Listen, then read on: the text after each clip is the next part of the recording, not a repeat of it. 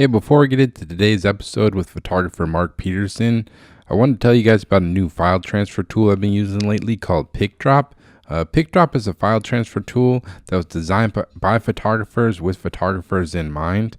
It's a really easy platform to use. It's easy as just drag and drop your photos and you can upload them, so you can share your files with your clients or just have an easy place to store your photos. I've been using it for a little while now and just kind of create private galleries for each of my clients so they can download, they can make selections, they can see which photos they like, and it's just an easy way to kind of just streamline my workflow. And with today's episode, if you enter the promo code PhotoBanter, one word, you'll get 3 months free when you sign up for PicDrop.com. And like I said, I've been using it for a while now and really enjoyed the platform. For years, I was using older ones. It's like Dropbox and WeTransfer. But with PicDrop, they designed it specifically with professional photographers in mind, so they understand what you need, and you can, like I said, you can just easily access your photos on your mobile phone or laptop when you need to download photos on the go. And it's really easy to use, and I can't recommend it enough. And with today's episode, if you go to PicDrop.com and enter the promo code PhotoBanter, one word, you'll get 3 months free when you sign up at PicDrop.com. So without further ado, we'll get into the Mark Peterson interview. Welcome to the Photo Banter podcast. I'm your host, Alex Gagne, and on today's podcast, I speak with photographer Mark Peterson.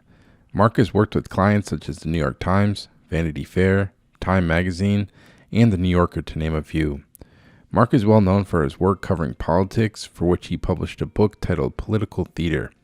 In this interview, I speak to Mark about his experience photographing the January 6th insurrection from inside the Capitol building and how he approached photographing such a chaotic day. I also speak to Mark about his approach to utilizing flash and how he approaches photographing politics. Mark is someone whose work I have a great amount of respect for, so I was really pumped to hear about his journey with photography. So I hope you enjoy, and thanks so much for listening.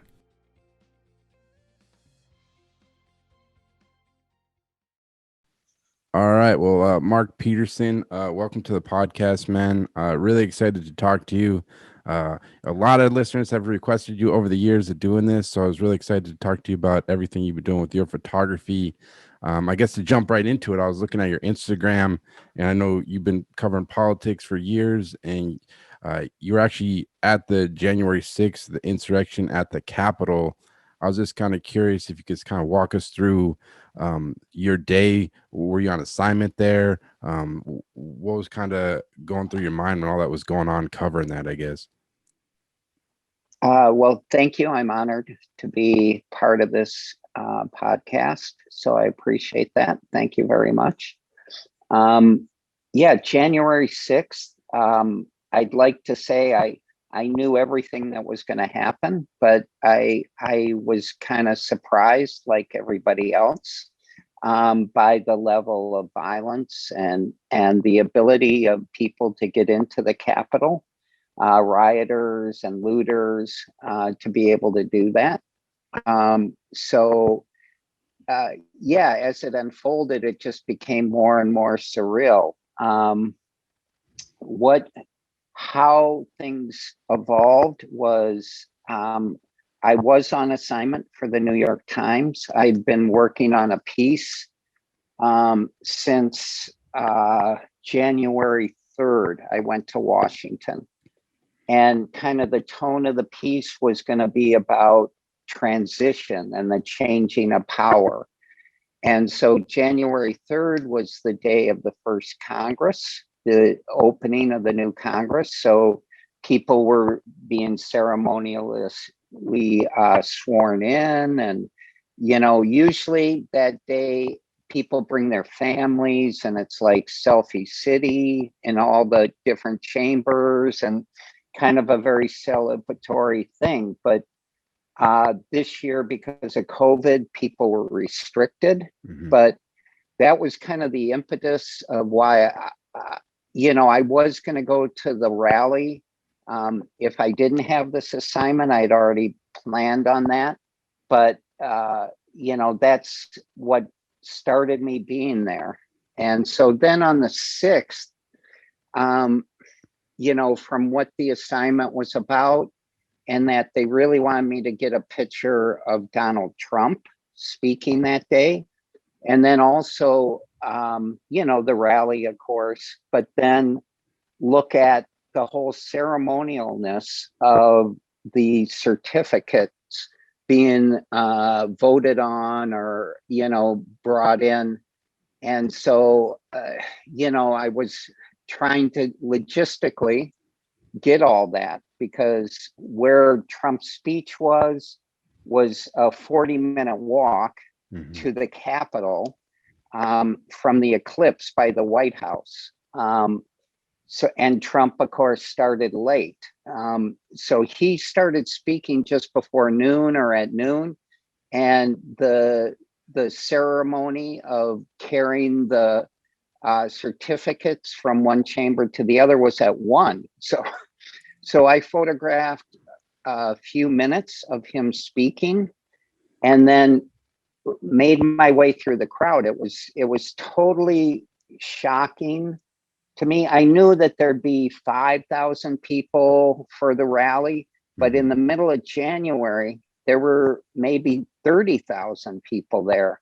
And people were very riled up from the very beginning that I got there. People were already fighting with the park police around the Washington Monument and banging on that door when they arrested somebody and forcing the police to release the person. So you could tell that things were, pretty intense right away. And that, so after photographing a few minutes of Trump, maybe 10 minutes of him speaking, and, I positioned myself up on the hill of the Washington Monument, because I wanted to be able to shoot down on his speech and get the White House behind him. And, because I thought that was important. Whether it was, I don't know. But to me, it was important to make sure you knew where he was and that this speech was happening on the day that they were certifying the election. So then I made my way through the crowd and walked it took me 30 to 40 minutes, and people were already, while Trump was still speaking, making their way to the Capitol. And as I got about 4 blocks away from the Capitol, I saw a large group of Proud Boys, and they were having lunch at the food trucks. So they were obviously fueling up for their day. So this is like 1:45, at that point. And so I got to the Capitol and got inside, and I, like within 5 minutes of getting inside, this kind of ceremony of going from the House chamber, I think, to the Senate, or I'm mixing it up. It was from one chamber to the other, of carrying all the certificates from the different states, certifying the election. And so I photographed that and just assumed I'd be in there for a few hours and then go out and maybe make pictures of people who were marching around the Capitol, which they had done at the other demonstrations in November and December, and then I expected the violence to be that night, which had happened especially the December one, where hundreds of Proud Boys and other people were riding through the streets, beating up anybody they thought was a Antifa person or who they thought might be a communist in their mind or whatever, anybody who wasn't them, basically. So that's kind of how I thought at 1:15 things were going to be. And then within 10, you're not seeing TV where I am. You're not, it's like you're kind of locked in this bubble in the Capitol. And then suddenly they called, suddenly a security guard or a Capitol policeman, came running through and said, "The Capitol's locked down. You have to go to your office, lock your door." And it was just like, this is like a half hour later, maybe. And it's like, you know, like I didn't have an office. Yeah, and, seriously. and and so I'm just like, oh, okay. And other people that I was kind of around, photographers, went away. You know, they scurried away. And so I'm just kind of standing there. And then I went to a window and I could see the masses, the rioters were climbing into the inauguration stand.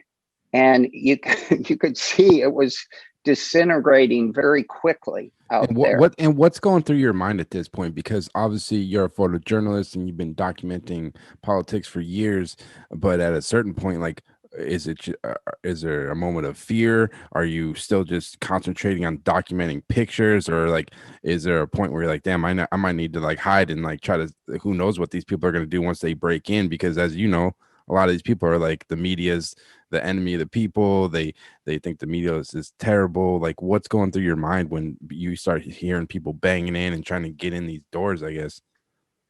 Well, you know, as a photographer, you know, my fear wasn't for myself. My fear was that I was going to miss Hmm. shots, and that I was going to not be able to get out to photograph what was happening outside. Hmm.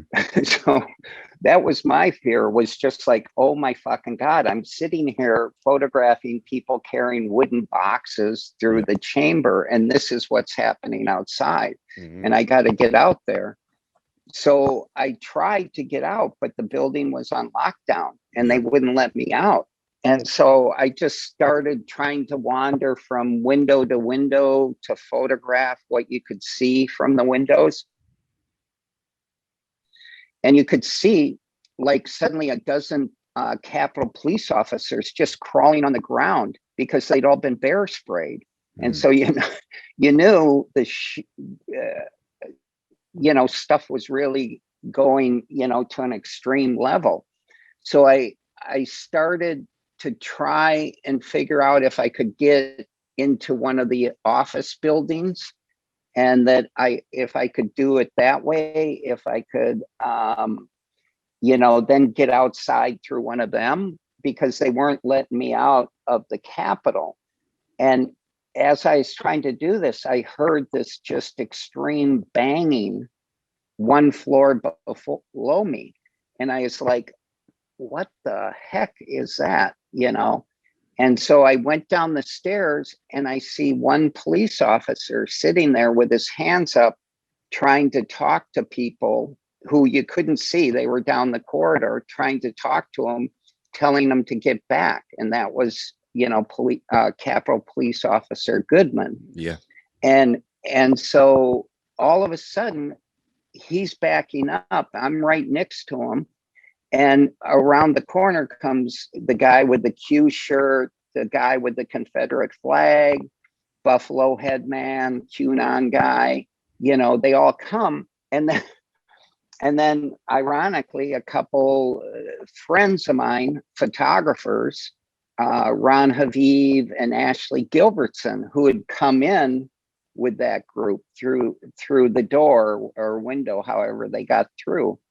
And so it was just, at that moment, the whole day became very surreal. These people looked like they were totally hypnotized. You know, they were just like, you know, like, I'm sure everybody's seen the footage of how brave Goodman was, Hmm.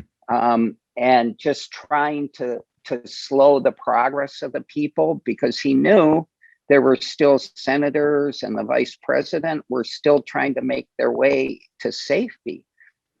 And so I just, you know, walked with him and with the crowd up to the door of the Senate chambers.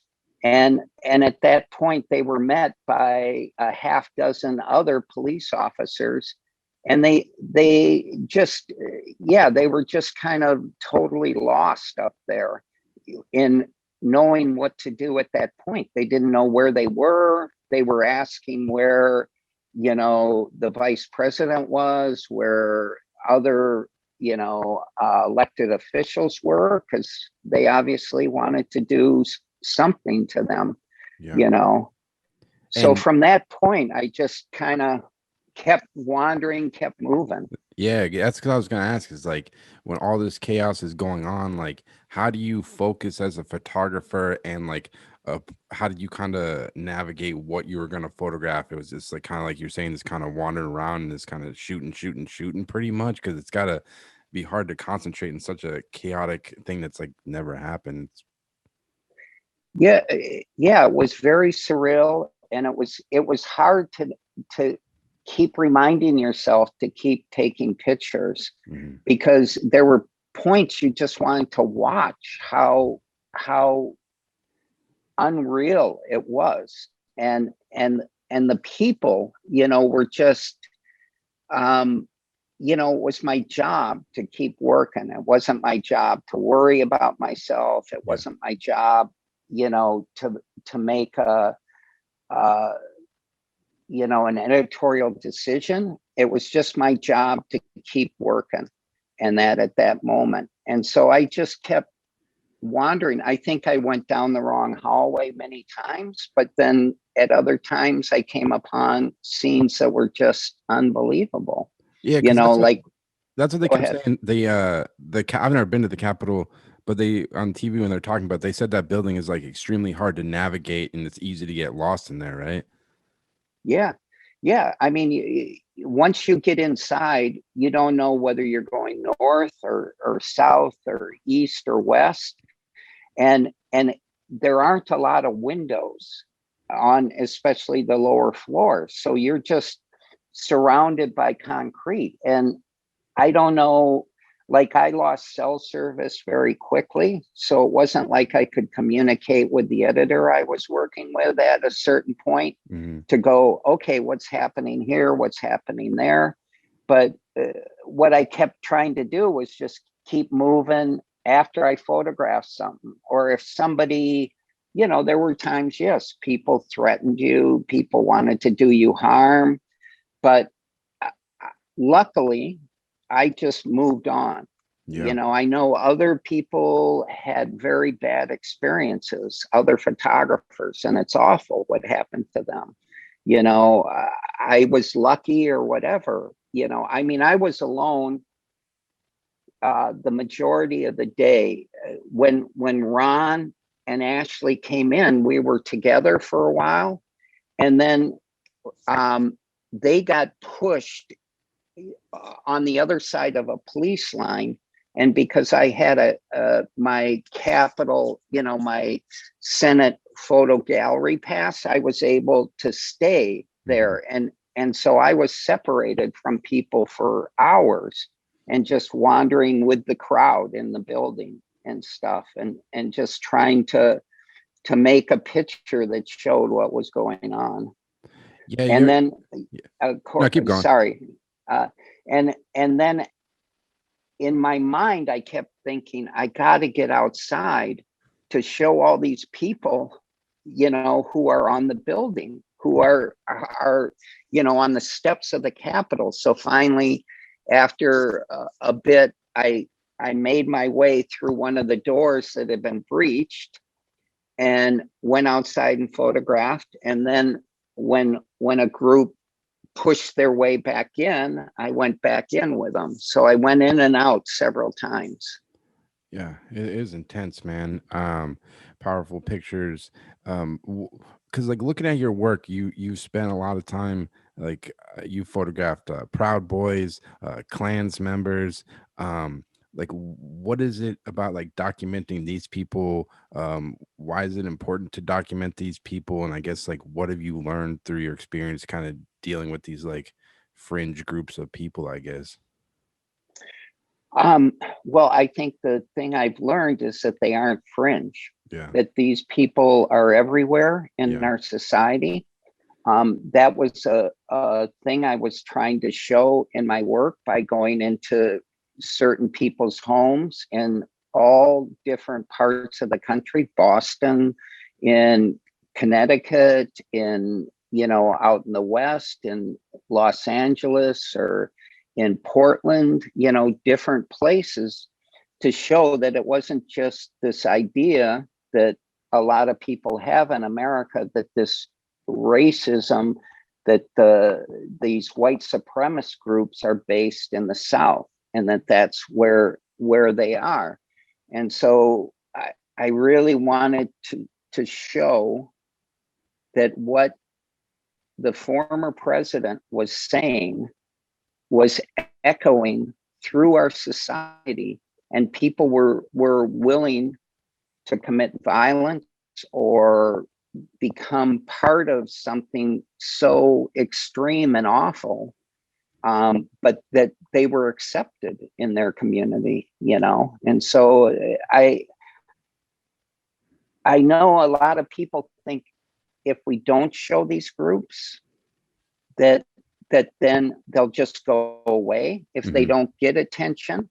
But I think the only way to show how ingrained they are in this society is by showing their rallies, by showing them in their homes that they're your neighbor, as much as they're, somebody across the street or whatever, somebody who's, kids go to school with your kids. So to me, it's important to show that when the media has censored this stuff, which they did in the 60s and 70s, there was a program called the Quarantine Program that the New York Times did, and some other large media organizations, where they refused to write about the demonstrations, refused to write about the leaders, and that these groups grew. They grew to be very, some of their biggest moments in this country. And you saw that in the 80s, with the Aryan Nation, and that all because, maybe I'm wrong, maybe I don't know, but because people weren't noticing what was going on, weren't informed what was going on, they weren't able to make a judgment that this is bad and we need to step up and do something about it. So yeah, that's why I do it. No, definitely, I agree. I think just because it's something that's terrible, you can't just ignore it. It's important to showcase it, and hopefully people can learn from it, that you would hope. And you kind of touched on a little bit censorship. I was kind of interested to get your perspective, because this is a conversation that's happening a lot more now. You see, in the age of social media, we've seen different, like obviously Trump's gotten banned from most platforms. I just read last night that I think Robert Kennedy Jr., he just got banned from Instagram for basically posting anti-vax like articles and stuff. I was just kind of curious to get your opinion on like censorship and social media. Like, what's your perspective on that, I guess? Man, I don't know if I'm smart enough to answer that question. I mean, it's such a tricky question. I mean, think about how much, I mean, it's just like how much of a relief it's been that the former president hasn't been on Twitter. Definitely. And that hasn't driven the news every day. But I don't know. I mean, the First Amendment is a very powerful thing. And without the First Amendment, we wouldn't have democracy. But then also it allows people to to lie, to say things that aren't true, and to create false news over and over and over. And, I think the media needs to look at itself and, I think it's really important for the media to try and go down the middle of the road and allow people to come to terms with things, and not be totally directed. But then also the idea of objectivity might have to be looked at, and that if you're reporting on a certain event and you put somebody on that's saying something that is inherently not true, is that really being objective? Is that really fulfilling the duty of news and journalism? So, I mean, I think that's something that could be looked at. And that's, for the individual journalistic organizations to look at. Yeah. So, but like I said, I don't know that I'm qualified Neither to do answer I. this question. Yeah, it's a new frontier because it's something I think about a lot. I talked about my brother and friends about like social media, and I'm sure you think about it because you've been covering politics before social media was a thing. Because I feel like social media was just such a game changer because it just gave everyone a voice, and I don't know, it's just, and even I would imagine covering it, just the way politicians campaign now and how they use Facebook and social media, and it's so much about personality. Do you feel from covering politics pre social media and that thing is the way that politicians kind of go about their thing? Do you see, is it been a big change, you think?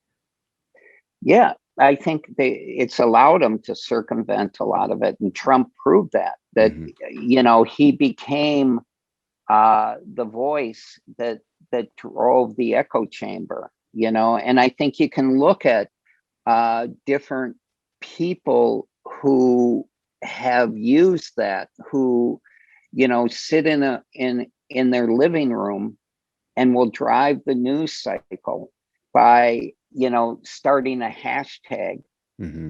and getting it out to other conservative bloggers. And because journalists, I think one of the things with Twitter is all journalists are on it. Hmm. So then when something is trending, they almost feel like they have to report on that. Yeah. And so some blogger in their living room in Orange County can drive a news cycle the next day, just by, you know, um, uh, they're like the New Yorker wrote an article about one of the bloggers in Orange County who he just found this very small little thing about Hillary, and somebody said something about terrorists. Hmm. So then he blogged Hillary terrorism, and the next day it was an article in most of the major newspapers. So yeah, it's like I said, I'm not qualified No, no, no, no. to know I'm not to looking for it. know It's just a but conversation. yeah, but I think this is something that we as journalists, we as people in the media have to start looking at. And it's a new frontier. It is. I think Instagram has been an incredible thing for photographers. Hmm. I think it's like a proof sheet for photographers. It's a great way for photographers to get uh, to be introduced to editors, Hmm. because editors are on there all the time. So Yeah. social media has been a great thing for photography in that way. But then, there's other aspects that maybe aren't, Yeah. as good for No, definitely. photographers, Oh, you know. definitely. And I mean, yeah, this like Facebook, because like I know I have relatives who are like not informed, and they'll just go on Facebook and they take that as news. They'll see like some graphic that came up with some facts, but there's no sources, no nothing, and it's this sad thing. It's this goes viral, like we're saying, and then people just view Yeah. that as news because I saw it on the internet, but that's not really the truth at all. Yeah. I can tell you, I have made the mistake of posting something Hmm. that that I wanted to believe, Yeah. a quote from somebody that was just, like a gotcha Yeah. thing. I did it yesterday with the founder of My Pillow. Okay. I read some quote and I was like, oh yeah, this will be great to put with his picture. And immediately people go, hey man, Yeah. check your source. And that was good. Yep. And that to me says I gotta be diligent too. It's important for me to always double check things. and Definitely. not rush it out, which is one of the problems of social media is, you know, like like it used to be, I think for AP or UPI's motto, a deadline every minute. Now with social media, there's a deadline every 5 seconds, Yeah. I will say I subscribe to the New York Times, Wall Street Journal. I watch like CNN. I watch Fox. Shit. Sometimes I watch OAN just to see just to get the perspective of like what the hell's because what's going on out there. And I do enjoy the New York Times because they seem like they take their time before they release something. Whereas sometimes CNN, I go on there and it's like they got the huge bold letters and they want, obviously it's a business, so they want to be first. And I guess that's I enjoy the New York Times just because it seems like they really do their due diligence before they break a story. Pretty much, it seems. Yeah. And this stuff is, what they call news is the first draft of history. So Mhm. then, things do evolve or more information comes out, and we all got to be diligent to not just take the first, news flash about something and try and understand it deeper. Yeah. So Do you ever get burnt out on shooting politics? Obviously, the last 4 years with the Trump administration has been crazy for this country. But like, where are you at with it these days? I guess.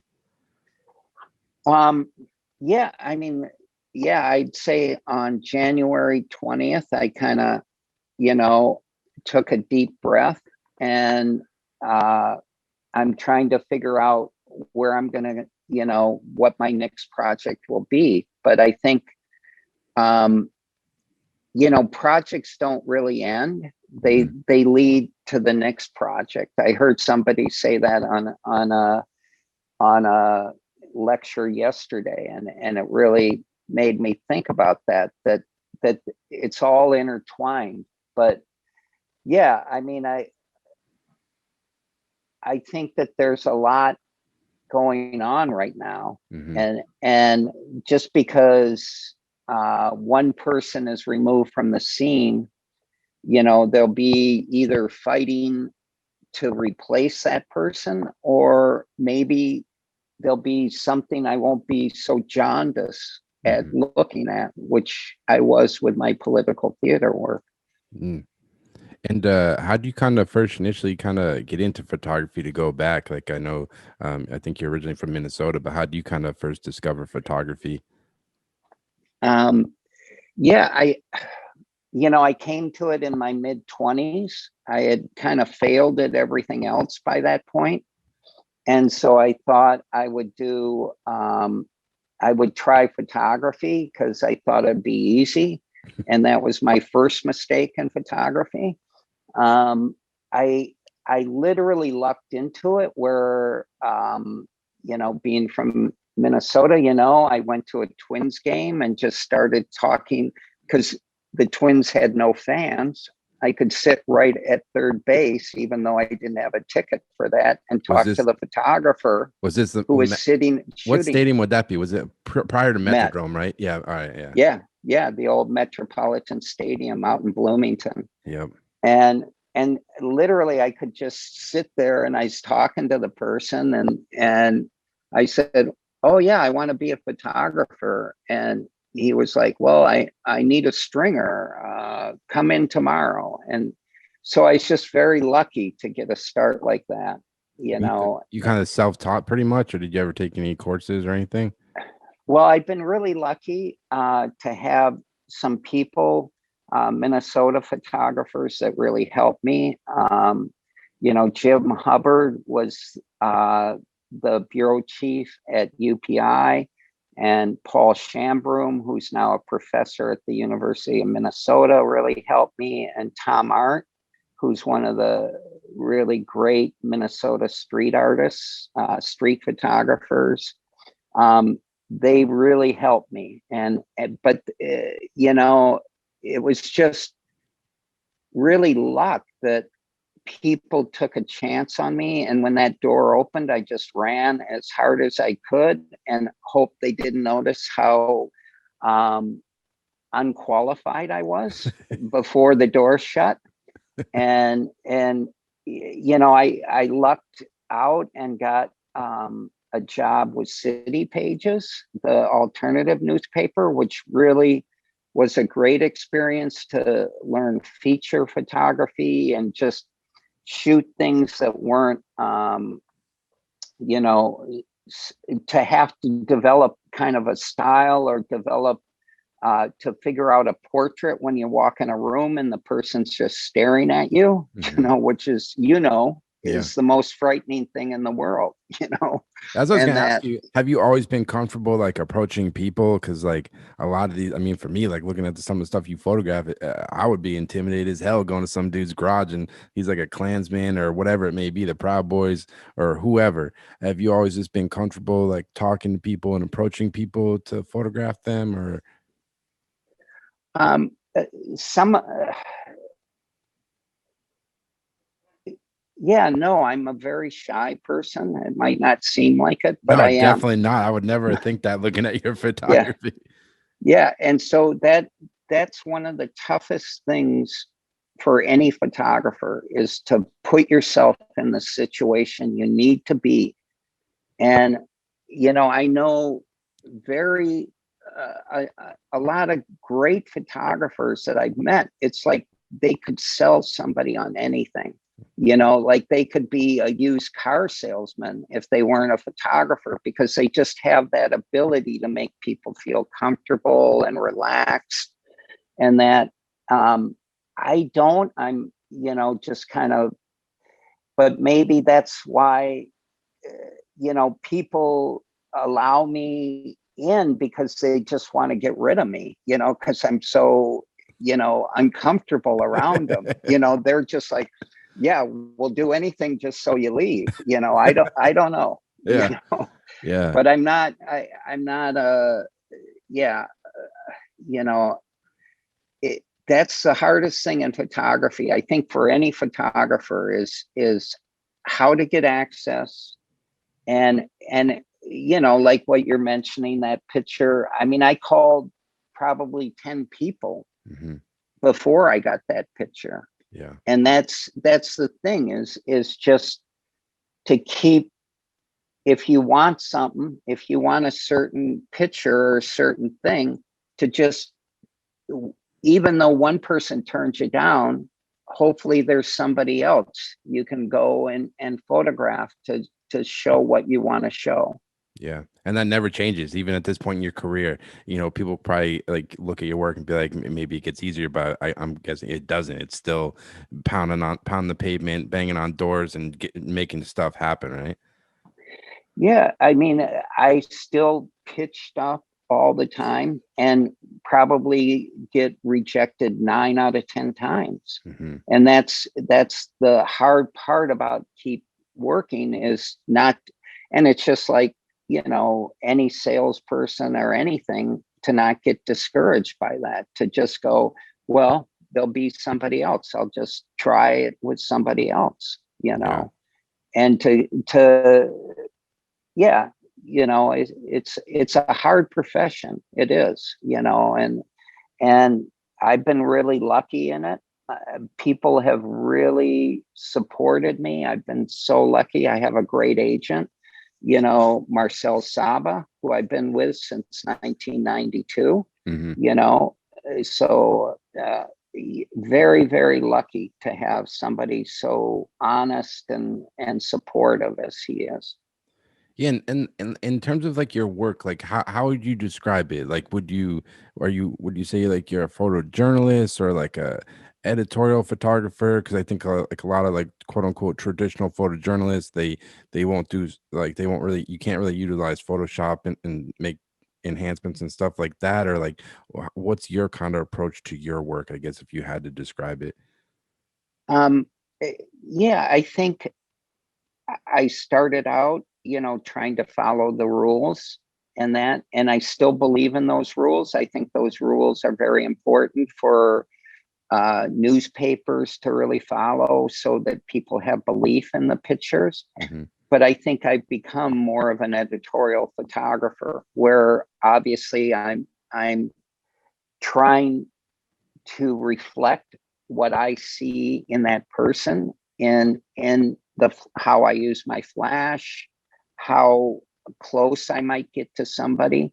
I want that person's, especially in the political work, I want their desire, their grabbing for power to be reflected in that picture. When I first started political theater, that's when I really, I've always had a style or maybe an opinion in some of my work, but that's when I really wanted to condense it down. And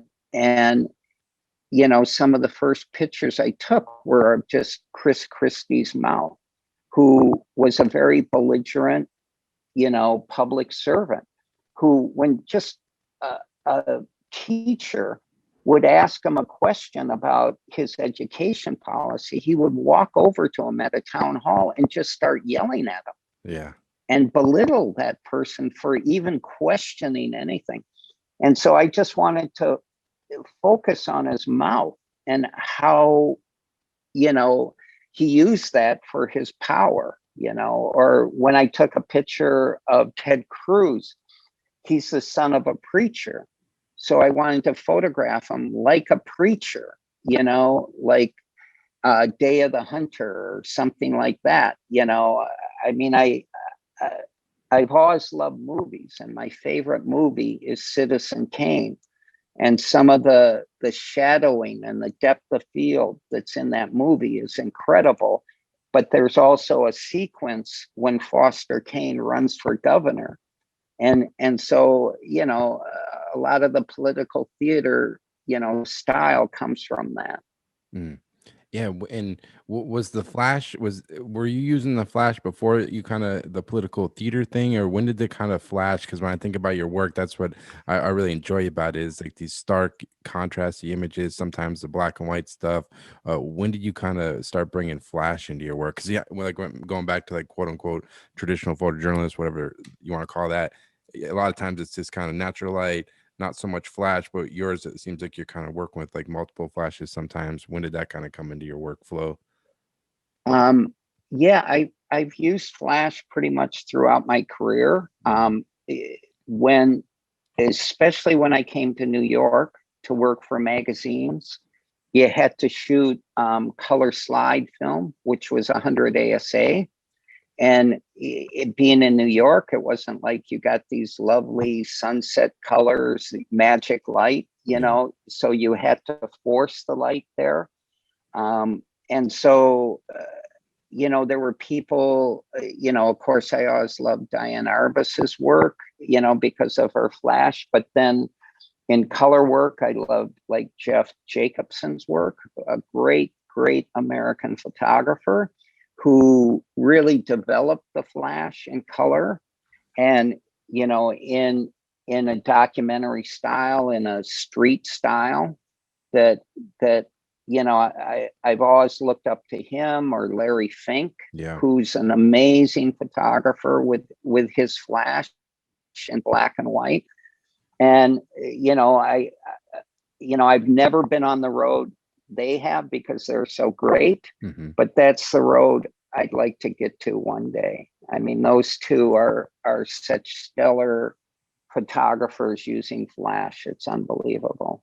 And are you, and in terms of like, are you mostly, because looking at some of the photos, are you using like remotes some of the times, and how do you kind of approach it? Or is it kind of handheld, like on one of the little cord deals, or how do you kind of, what's your workflow? Well, yeah, when I first came to New York, you had a Vivitar 285 with a PC cord, and that.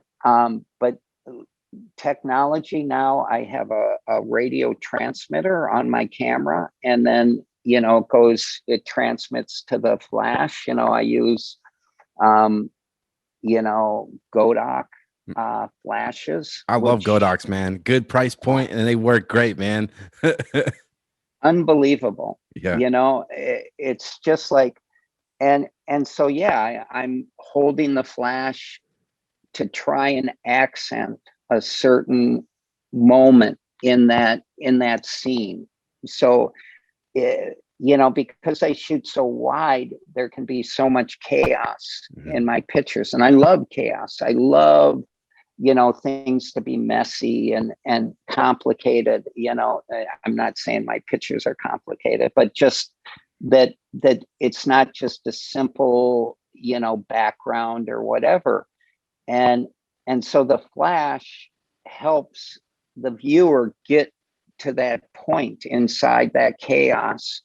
And so yeah, I'm holding it around people, I'm holding it over people. Sometimes I'll set it on something and move through the room.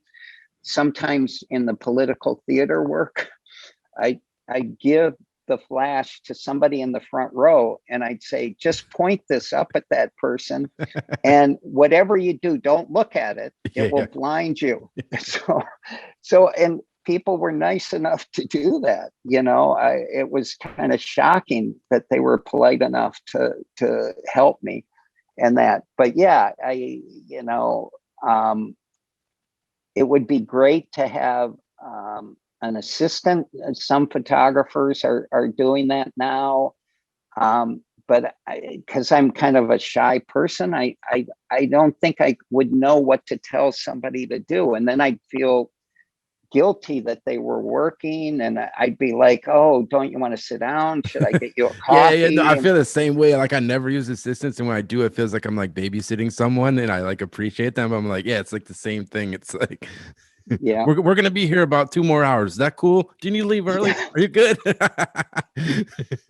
that's it, totally. a- So and we're from Minnesota, so Minnesota, that's how nice. we think. Minnesota, nice. Yeah, Um, yeah.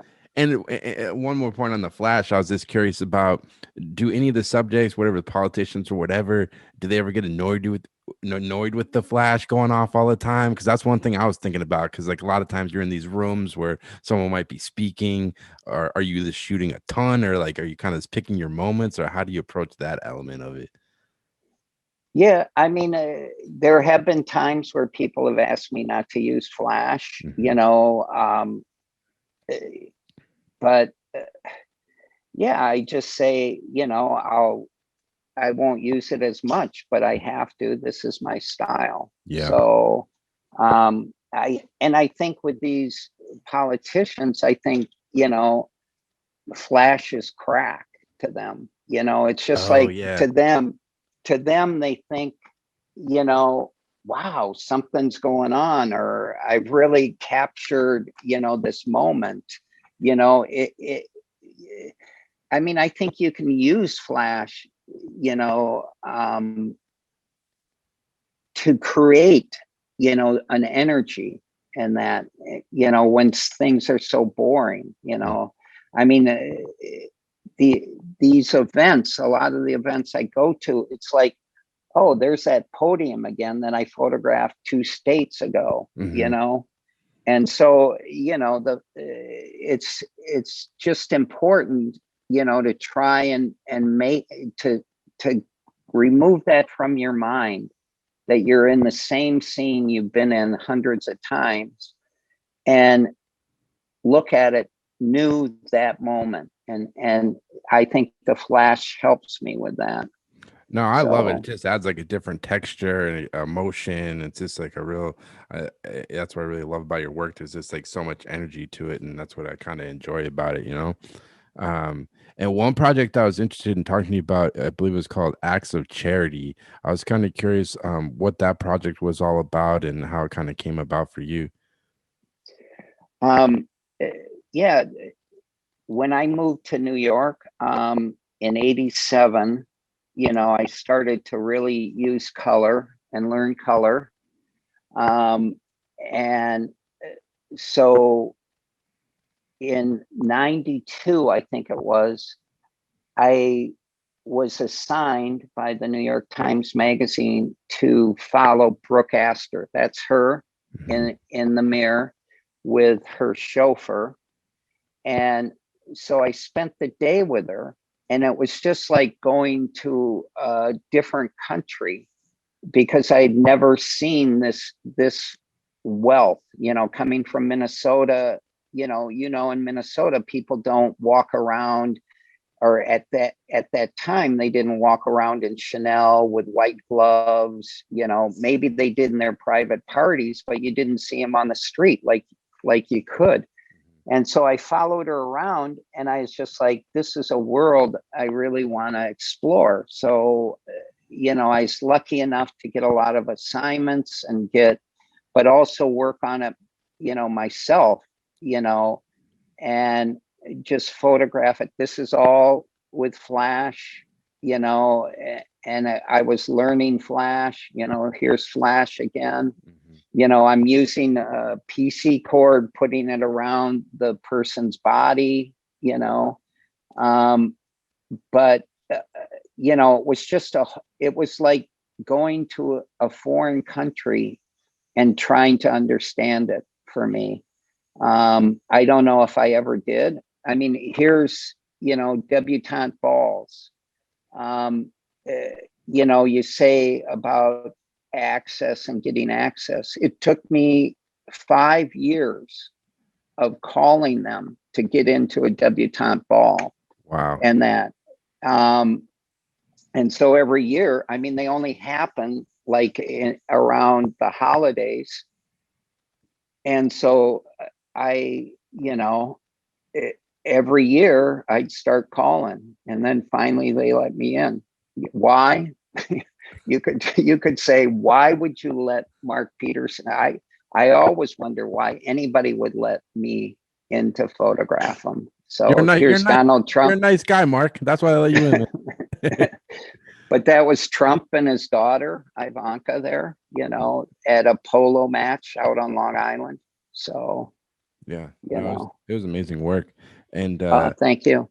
And like what I was saying about people, like Larry Fink, Jeff Jacobson, both of them had worked in that, venue, and so I was able to see, dimensions that they were creating with their Flash, and try and, not copy their style, but, try and grow from that. Yeah. Larry. Yeah, he's one of my all-time favorites too. His book Social Graces is just like, anybody listening, go find that book on eBay or wherever. It's his contrast of like the rich and poor was just like second to none photography. Amazing. And looking at your website, you also do some motion work. You had a really cool piece on Preservation Hall. Are the motion pieces, is that something you do a lot of, and like, what do you kind of enjoy about it, I guess? I'm not very good at it, but I want to learn. I really love video, whatever you want to call it, motion. I'm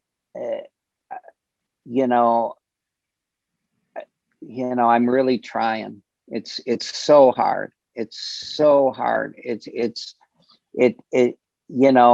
you want to do a good documentary, you need a team, and I'm used to just kind of meandering around. And, I am working with Ron Haviv on a documentary. Wow. Which it's really a pleasure to work with somebody like him, such, a great human rights photographer. I mean, people call him a war photographer, but he's really been a human rights photographer who's shown man's inhumanity to man over the years. He's incredible. So it's been a real pleasure to work with him. Can you say what Can you say what the documentary is about, or at all? Yeah, it's just about a mural artist in New York who put up murals up in Harlem, and to try and make some of the worser areas look better. And now, because of gentrification, those murals are being removed. So, because the buildings are being taken over by big corporate stores and stuff. So it's just kind of this ironic New York story, So Definitely. And I guess to wrap up, like what's next for you? What's got you interested in photography right now? Anything kind of in the horizon for the year coming forward? I guess anything you're hoping to work on? Yeah. Um, like what I said before, after January 20th, I just kind of went, whoa, what am I going to do now? Um, so yeah, I'm really trying to decide if I'm going to spend another year working on, uh, I have a book that's coming out by Steidel called White Noise, about white supremacy and stuff. Wow. Um, if I'm going to keep working on that, or if I'm going to, you know, I'm really kind of at a crossroads of trying to decide, which road to go down. Yeah. I would really like to look at people that are doing positive things.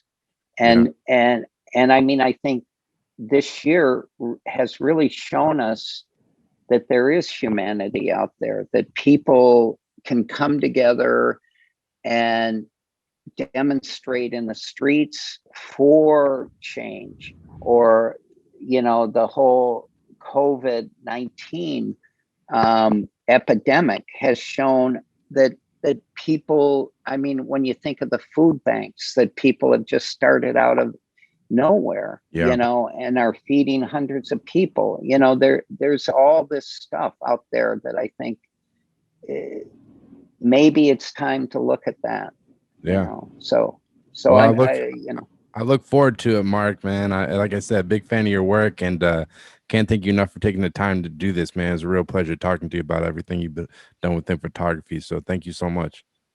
thank you for taking the time. No doubt. Be Well, safe. take care, Mark. Yeah, thank you. Bye. So there you have it. That was the Mark Peterson interview. Just want to thank Mark so much for taking the time to come on the podcast. Really incredible speaking with him about all the amazing work he's done over the course of his career, and obviously speaking to him about documenting the January 6th insurrection. He created some very powerful images and just incredible work he's done. So I would definitely urge you to go give him a follow on Instagram. He's at Mark Peterson Pics. That's Mark Peterson Pixs. Really amazing work up there. He's always posting different photos he's working on, as well as definitely go check out his website, markpetersonpics.com. I'll put all the links in the descriptions, but definitely go check him out some more. And as always, I'll be having weekly podcasts on Spotify, Apple Podcasts, as well as the Photo Banter YouTube page. So definitely go give us a follow on YouTube, as it's much appreciated. And also, as I mentioned at the beginning of the podcast, this podcast was brought to you by PicDrop. It's a really great image transfer tool. I've been using it for a while now. You can create private galleries for your clients so they can download their files on mobile, laptop, make selections. Really easy to use. It was designed by photographers with photographers in mind. So can't recommend it enough. And definitely go check out, if you're going to sign up for PicDrop, remember to enter the promo code PHOTOBANTER, one word, and you'll get 3 months free of the PicDrop image transfer tool when you sign up at picdrop.com. So again, when you go to the picdrop.com, when you sign up, remember to enter the promo code PHOTOBANTER, one word, and you'll get 3 months free of the PicDrop image transfer tool. So thanks so much and take care.